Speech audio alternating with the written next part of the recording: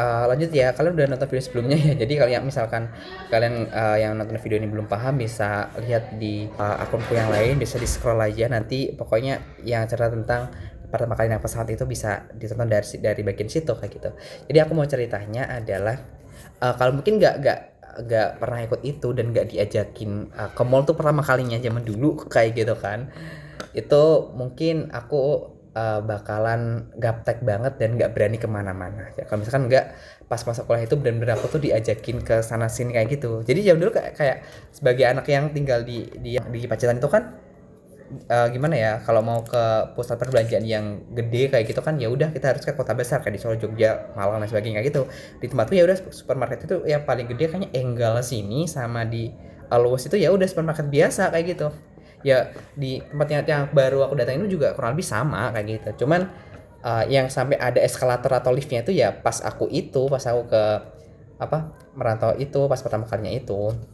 Jadi secara harfiah zaman dulu itu karena di Batam itu kan tempatnya kan emang agak bukan di wilayah kota tengah kotanya, tapi agak di pinggir gitu. Cuman masih deket banget kalau misalkan kita mau ke pusat perbelanjaan kayak gitu. Jadi di dekat UIB itu zaman dulu tuh ada mall Grand Batam Mall.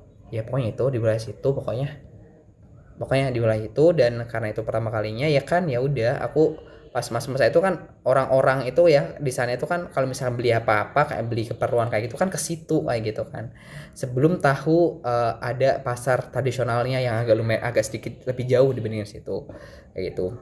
Dan awalnya ke situ kayak beli perlengkapan dan lain sebagainya di situ kayak gitu. Ya udah itu. Cuman ya uh, awalnya gini teman-teman, aku di sana itu tidak kesulitan beradaptasi. Kenapa? Karena ini awalnya kan sebagai orang yang ke tempat baru itu kan pasti kita kan harus riset ya, harus cari-cari tahu di sana itu kayak gimana. Jadi ya udah, aku riset nontonin TikTok, nontonin media sosial kayak gitu terkait dengan cara-cara kayak gini. Jadi biarkan nanti pas ke tempat baru itu aku tidak sebegitu kagoknya lah. Kalau misalkan nggak tahu, pokoknya prinsipku itu adalah nanya ke siapapun.